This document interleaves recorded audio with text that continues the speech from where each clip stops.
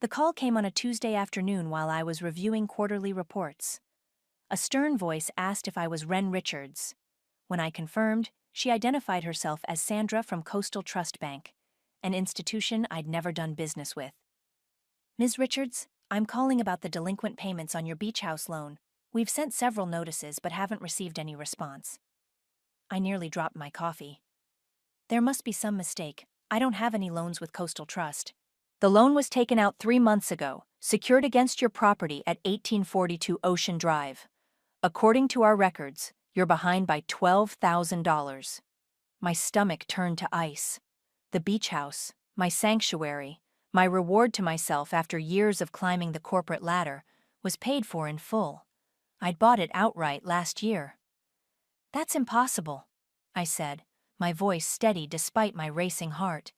"I own that house free and clear." Papers rustled on Sandra's end. "I have the documentation right here, Ms. Richards. Your signatures are on all the forms. The loan is for $450,000, with your parents listed as co-borrowers." My parents. Of course. "I'm Wren, by the way, 36, VP of Operations at a tech firm, and until this moment, I thought I had my life perfectly in order. I'd worked my way up from nothing, put myself through college, and built the kind of success my immigrant parents always preached about but never achieved themselves. Send me copies of everything," I told Sandra, scribbling down her email address. "I'll review it immediately." The documents arrived while I was still on the phone. There, in crisp PDF format, was my signature, or rather, an impressive forgery of it. Below that, my parents' names, Zlata and Lonnie Richards. "I need to look into this," I said carefully. "You'll hear from me or my lawyer soon." I hung up and immediately called Michaela, my best friend since college, and, more importantly, my financial attorney. "Check your email," I said when she answered. "I need you to tell me these documents aren't real." While Michaela reviewed the files, I pulled up my banking app. The beach house deed was still there in my name, but something felt wrong. I dug deeper into my accounts, looking for any other irregularities. My phone buzzed. A text from my father. "Sweetheart, your mother and I are having everyone over for dinner tonight, 6 p.m. sharp. Important family matters to discuss." Another buzz. "Bring the beach house keys. We need to check on some maintenance issues." I stared at the messages, my hands shaking with rage. The casual audacity of it all. They must think I still didn't know. Michaela called back. "Wren, these documents, they're professionally done. The notary stamp belongs to Palmer Erickson. Isn't he your parents' old friend?" "The attorney?" "Yeah." I remembered Palmer at every family gathering, always laughing at my father's jokes, always ready with friendly legal advice. "Get dressed up," Michaela advised. "Go to dinner, act normal, but don't say a word about what you know. We need to figure out how deep this goes first." I agreed, then spent the next hour in a daze, watching the sun slip toward the horizon through my office window. My phone kept lighting up with texts from my mother. "Don't be late. Wear something nice. Bridget and Neil will be there." At 5:55 p.m., I pulled into my parents' driveway, noting their new Mercedes parked out front. Funny how they could afford that, but needed to steal from their own daughter. My mother opened the door before I could knock. "Darling," she exclaimed, air-kissing my cheeks. "You look tired. Working too hard as usual?" I forced a smile. "You know me, Mom." The house smelled like my mother's signature beef stroganoff. Through the dining room doorway, I could see Bridget and Neil already seated, heads close together in conversation. My father emerged from his study, that familiar, charming smile on his face. "There's my successful girl," he boomed, arms wide for a hug. "Did you bring the keys?" I reached into my purse, fingers brushing against the cold metal. The keys he wanted so badly, to the house they'd tried to steal right out from under me. "Of course, Dad," I said, keeping my voice light. "They're right here." His eyes lit up as he reached for them, and in that moment, I saw everything clearly. The years of manipulation, the careful grooming to be the responsible daughter they could eventually leech from. The way they'd always treated my success as a family resource rather than my own achievement. I pulled the keys back slightly, just out of reach. But first, why don't you tell me what kind of maintenance issues we're dealing with? The flicker of panic in his eyes told me everything I needed to know. Oh, just some issues with the deck railings, my father said smoothly, but his hand dropped to his side. You know how coastal properties need constant upkeep. We moved to the dining room, where my mother was laying out her elaborate spread. Bridget barely looked up from her phone, while Neil offered an awkward wave. The tension in the room was thick enough to cut with my mother's expensive serving knife. So, I said, taking my usual seat, what's this important family matter we need to discuss? My mother and father exchanged glances. Bridget suddenly became very interested in her water glass. Well, sweetheart, my father began, his voice taking on that silky tone he used when trying to close a deal. Your mother and I have been thinking about retirement. Really? I kept my voice neutral while serving myself some stroganoff. That's wonderful. What are your plans? My mother sat down primly. We've had some financial setbacks. The market hasn't been kind to our investments. By investments, do you mean gambling? The words slipped out before I could stop them. The clatter of silverware against china filled the sudden silence. My father's face reddened slightly, but he maintained his composure. Now, Ren, that's not fair. We've had some unfortunate circumstances, yes, but we've always managed to handle our affairs. Until now? I asked innocently. The thing is, my mother cut in, her voice sharp, we need your help. You've been so blessed with success, and we've always supported you. It's only right that you support us now. I set down my fork. Support you how, exactly? The beach house, my father said. If we sell it now, we can clear our debts and have enough left over for a comfortable retirement. It's the perfect solution. Perfect for whom? I asked. The house is in my name. I bought it with my money. We're your parents, my mother snapped. Everything you have is because of us. We sacrificed everything to give you opportunities. Bridget finally looked up. Mom, maybe we should stay out of this, our mother hissed. I pushed my plate away, my appetite gone. Let me get this straight. You want me to sell my house to bail you out of your gambling debts?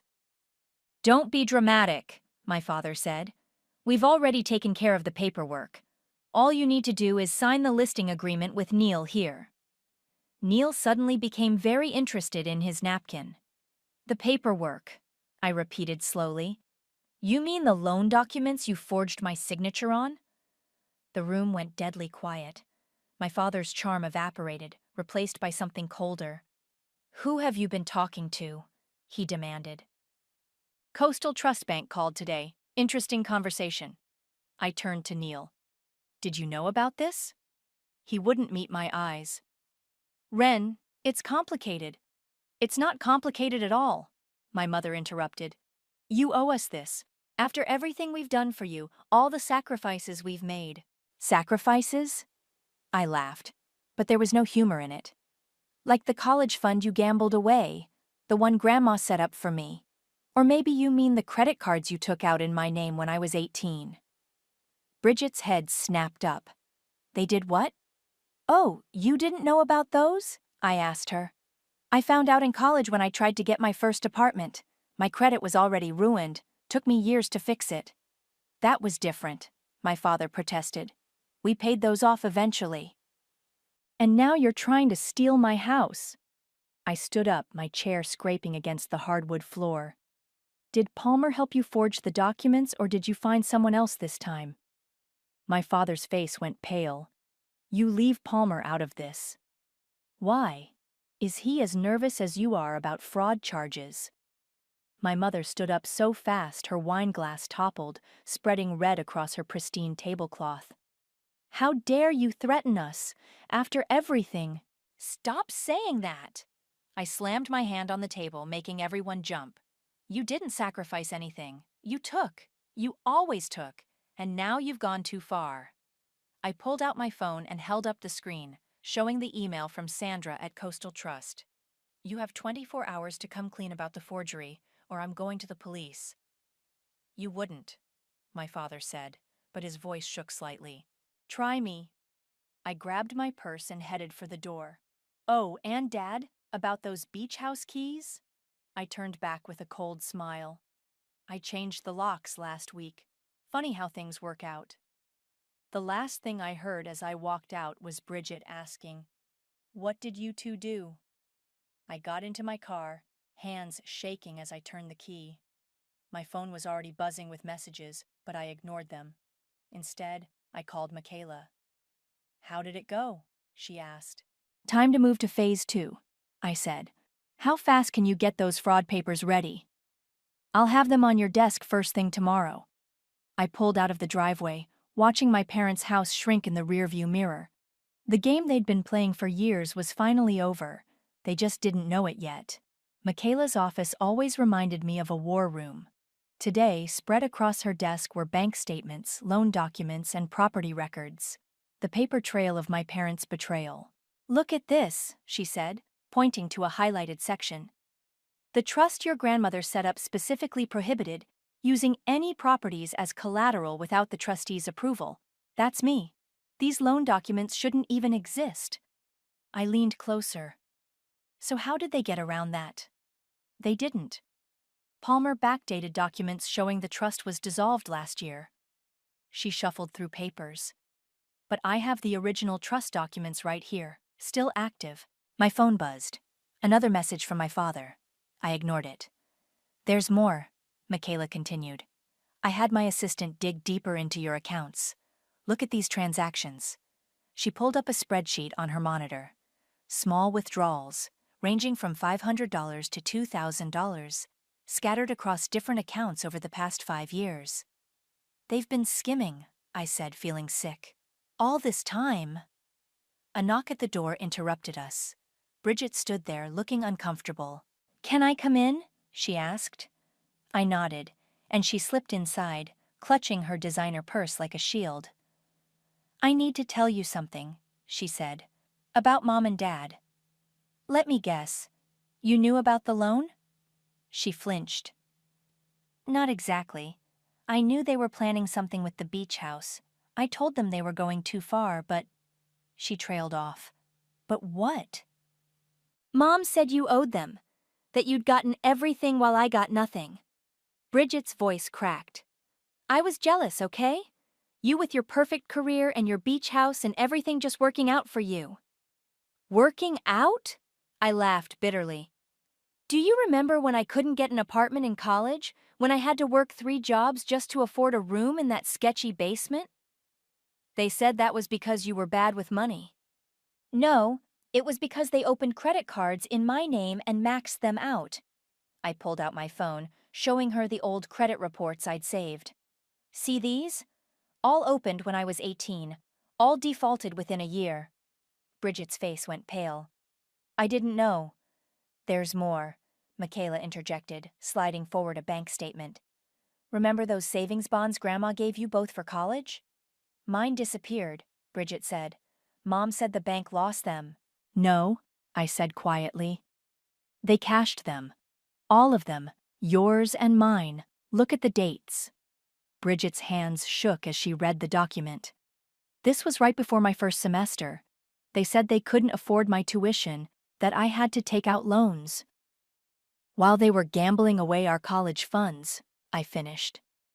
Tears spilled down Bridget's cheeks. I've been so awful to you. All this time, I thought. You thought what they wanted you to think. I handed her a tissue. They played us against each other. What are you going to do? First, Michaela said, we're filing fraud charges about the forged loan documents. Then we'll... My phone rang, cutting her off. It was a number I didn't recognize. Hello? Ms. Richards, this is King Benson from the Housing Authority. There seems to be an irregularity with some property documents filed under your name. I put the call on speaker. What kind of irregularity? Well, the foreclosure paperwork that was submitted. There are some discrepancies in the dates. Technically, this could delay any proceedings for quite a while. I caught Michaela's eye. She nodded slowly. How long a delay are we talking about, Mr. Benson? Could be months. These things have to be done properly, you understand, especially with the trust involvement. After I hung up, Bridget looked at me questioningly. What does this mean? It means, Michaela said with a slight smile, that we have time to do this right. Your parents can't touch the house while the foreclosure is delayed. And while they're distracted by that, I added, we can start looking into their other activities. Palmer's involvement, the gambling debts. I want to help, Bridget said suddenly. I know things about their friends, their habits, where they hide stuff. I studied my sister's face, seeing real remorse there. Are you sure? They're still our parents. They stole my future, she said firmly. And they tried to steal yours. I want to make it right. Michaela began gathering the documents into neat piles. We'll need to move carefully. One wrong step, and they might realize what's coming.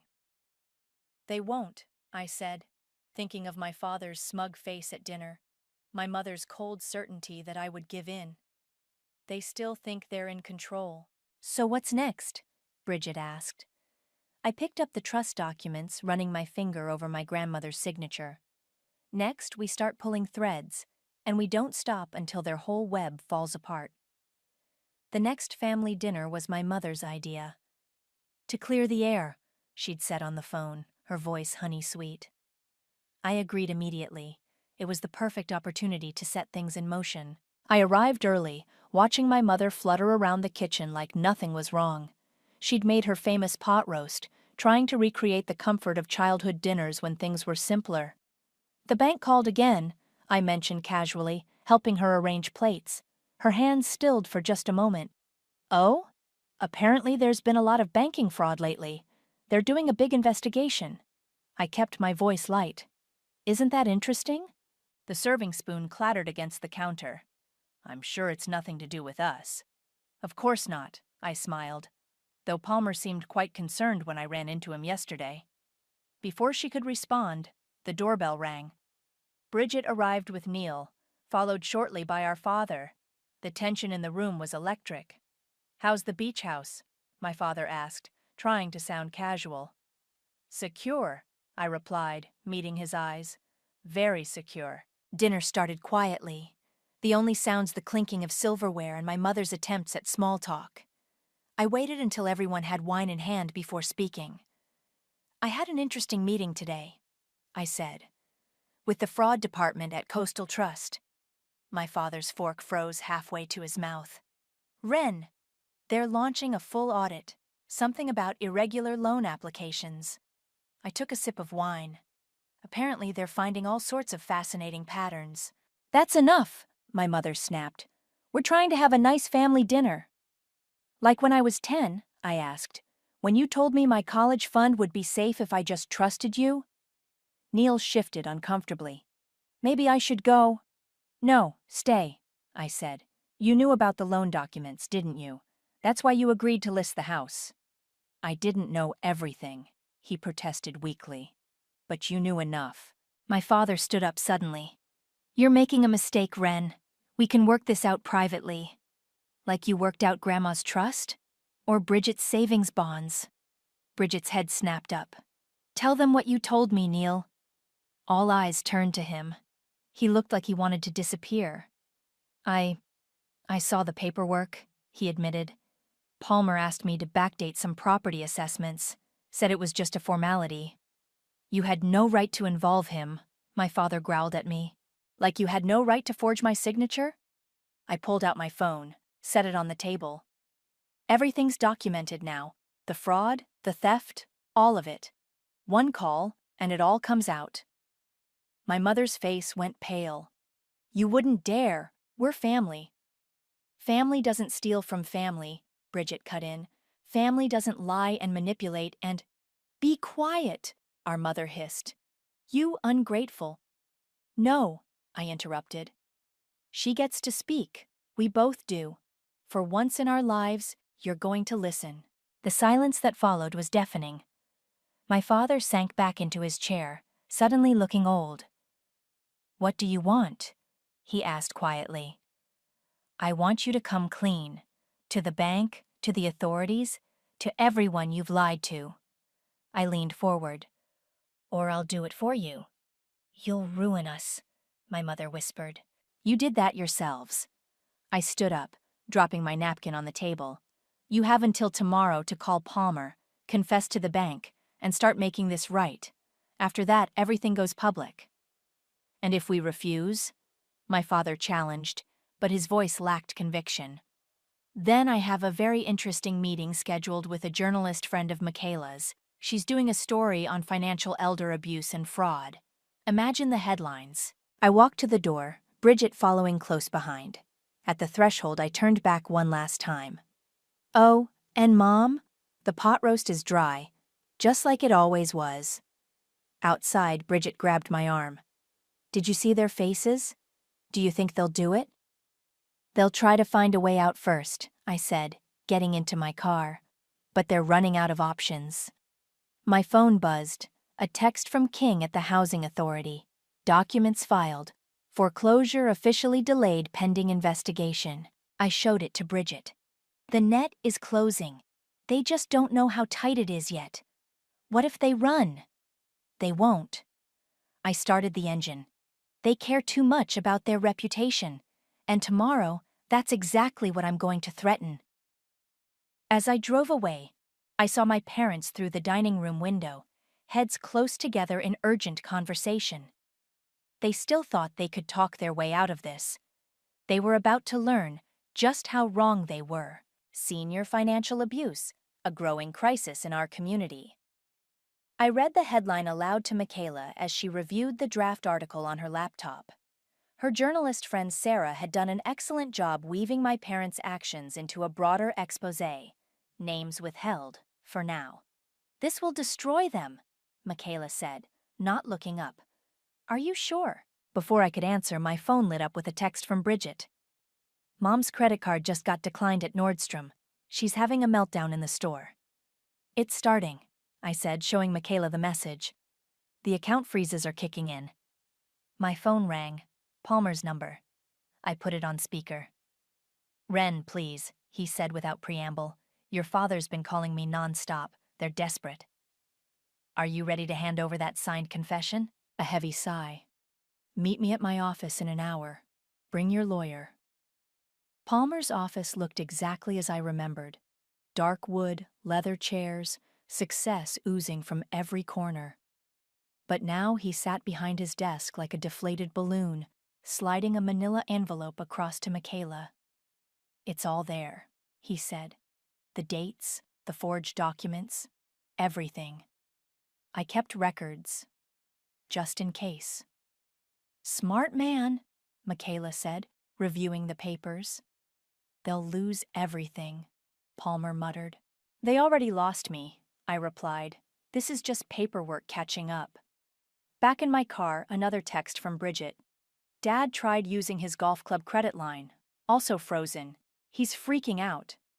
I smiled grimly and drove to the beach house.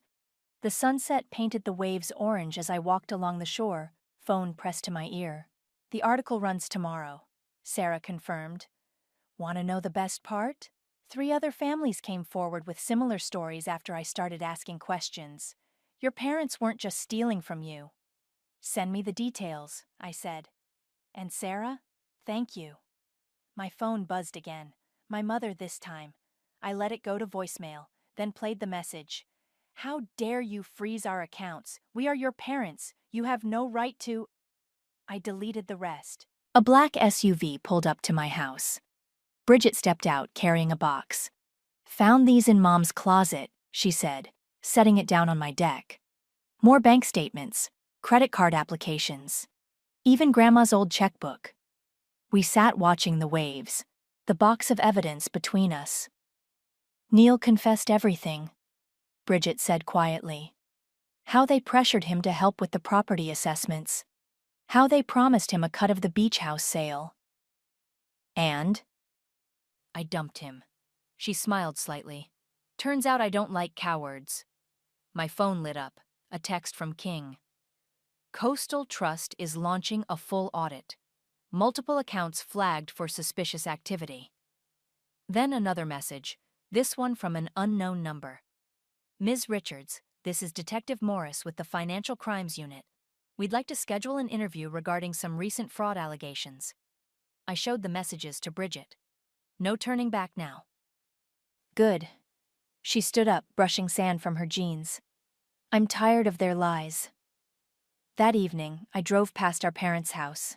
The Mercedes was gone from the driveway, probably repossessed.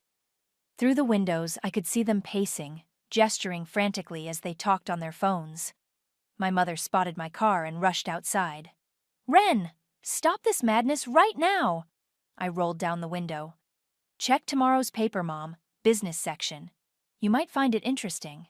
We'll sue you, she screamed as I drove away. We'll tell everyone what an ungrateful daughter you are.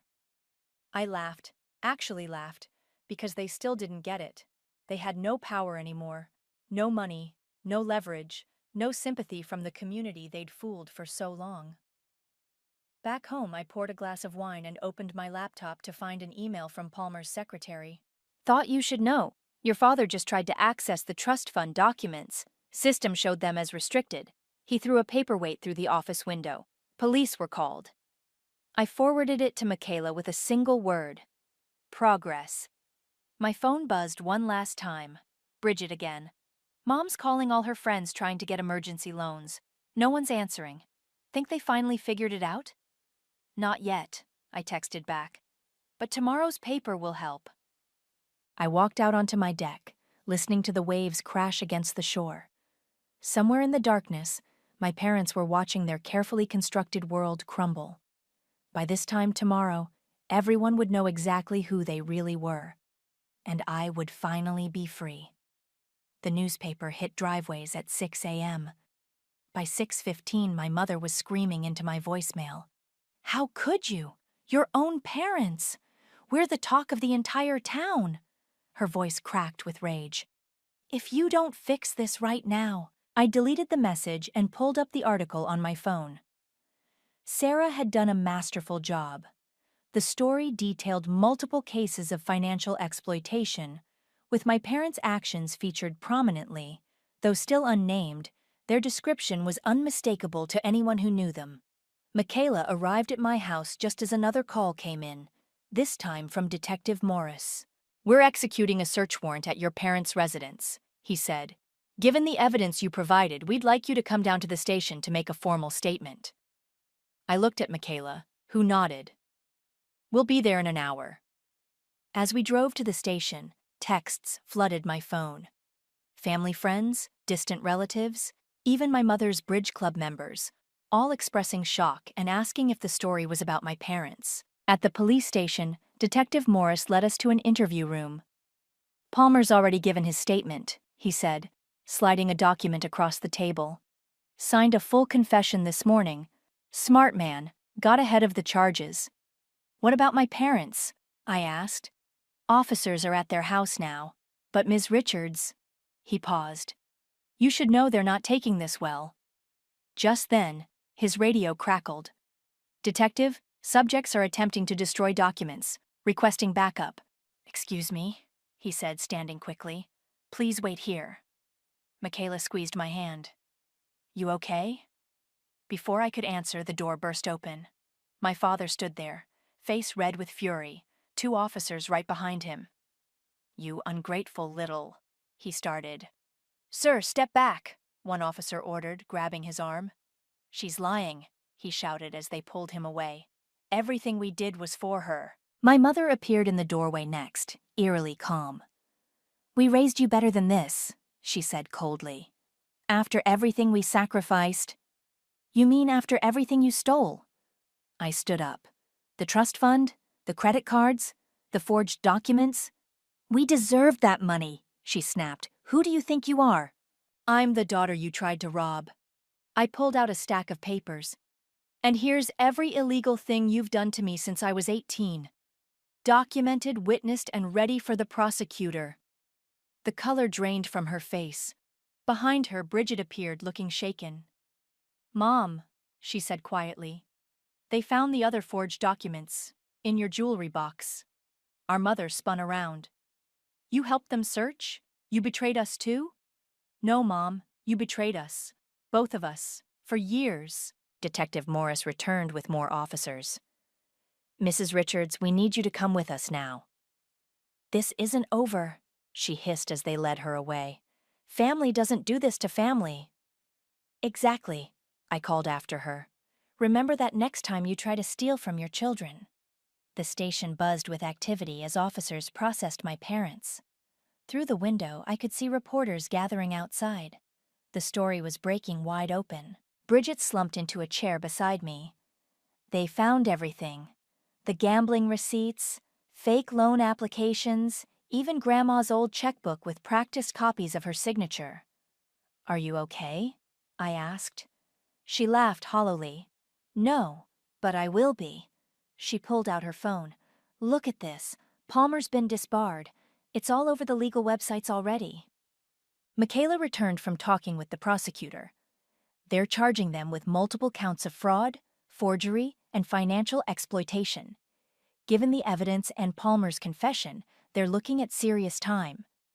Good, I said, standing up. Let's go home. Outside, reporters shouted questions, cameras flashing. I ignored them all, walking straight to my car.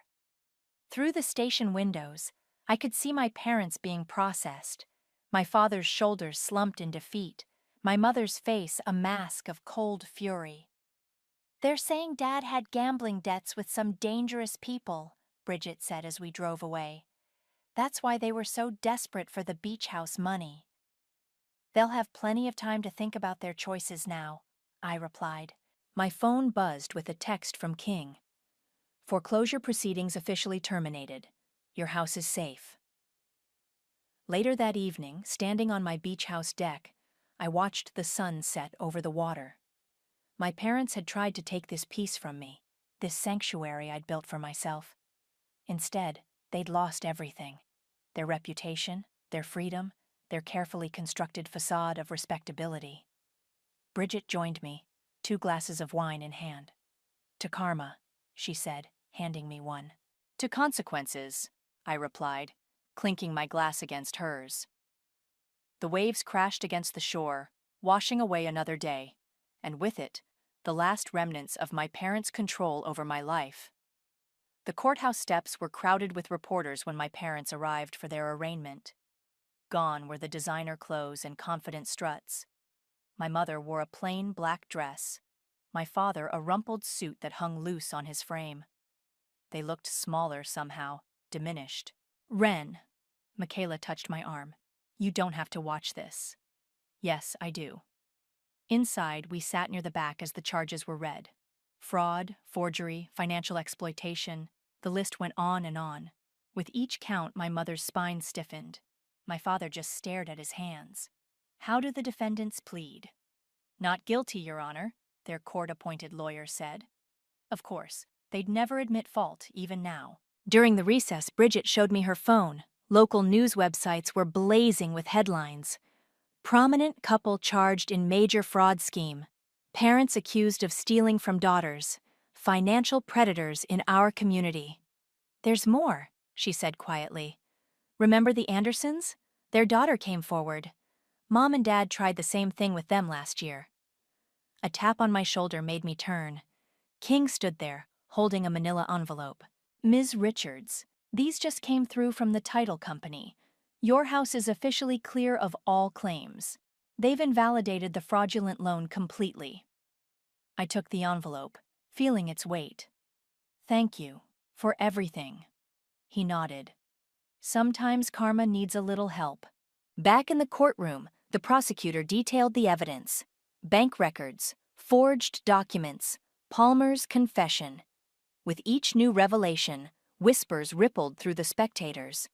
These weren't just crimes against family. They were calculated acts of betrayal spanning years. During a break, my mother's best friend Martha approached me, wringing her hands. I had no idea, she said. All those charity committees she chaired, all those community events. It was all fake, wasn't it? Just like the designer bags she sold you, I replied. The ones she got from that special connection in New York? Martha's face fell. Those were counterfeit too? Everything about them was counterfeit. The afternoon brought the bond hearing. My parents' lawyer argued for release, citing community ties. The prosecutor countered with evidence of hidden assets and flight risk. "Your Honor," she said, "we've discovered attempts to transfer funds offshore as recently as yesterday." The judge's gavel came down hard. Bond denied. The defendants will be remanded to custody pending trial. As officers approached with handcuffs, my mother finally broke. "Ren!" she called out. "Please, don't let them do this." I stood up slowly, feeling every eye in the courtroom on me. "You did this," I said clearly. "Every choice, every lie, every theft. That was all you. We're your parents." "No," my voice was steady. "You're criminals who happen to have children." They led my parents away, my father shuffling, my mother still calling my name. The heavy doors closed behind them with a final thud. Outside, Bridget and I pushed through the media crowd to my car. A reporter thrust a microphone at me. "Ms. Richards, how does it feel to send your own parents to jail?" I paused, turning to face the cameras. "It feels like justice. And to anyone else out there being exploited by family, speak up. Break the cycle." That evening, I sat in my beach house study, reviewing documents from Michaela.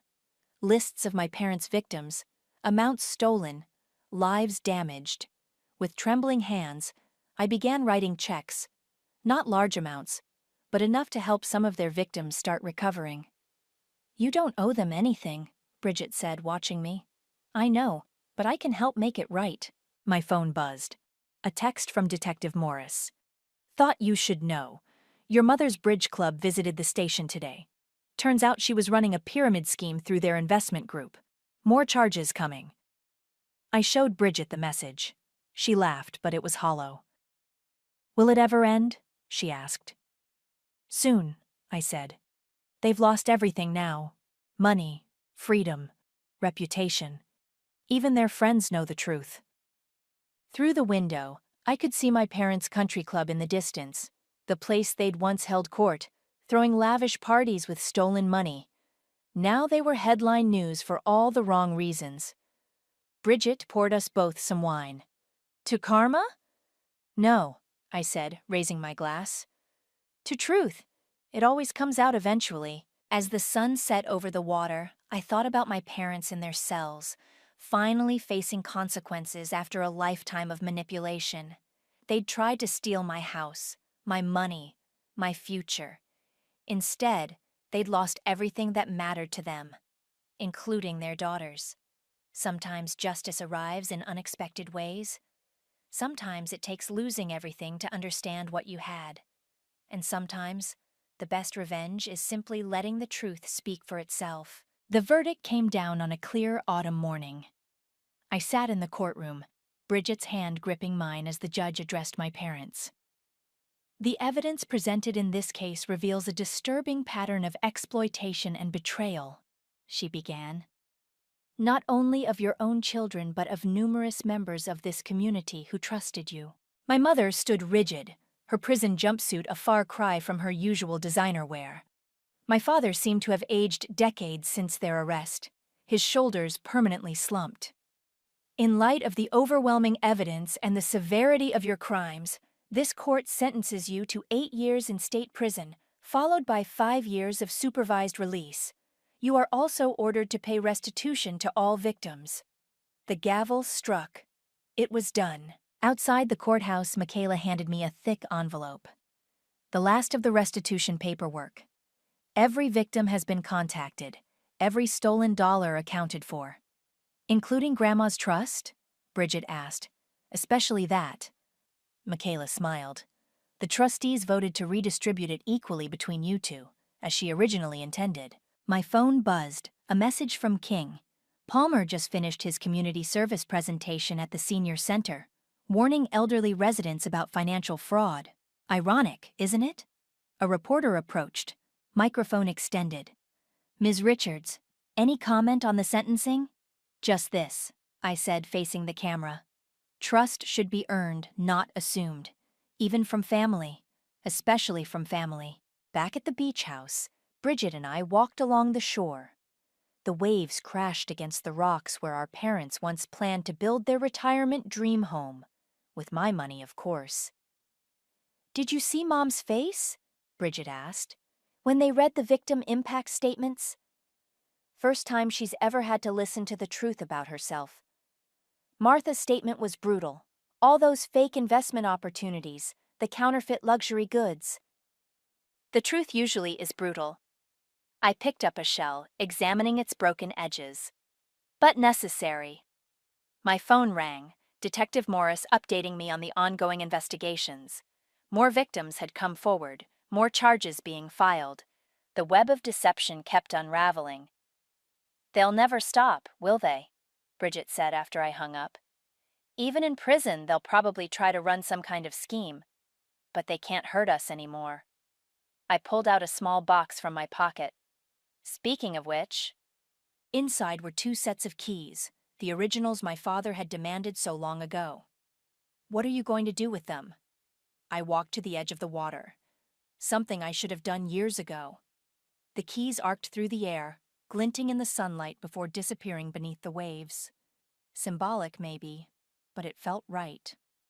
Back on the deck, Michaela waited with papers spread across the table. "The trust is officially reformed. Your grandmother would be proud." "Of sending our parents to prison? Of you both standing up for yourselves? Of breaking the cycle?" My phone buzzed one last time. An email from Sarah. "Stories going national.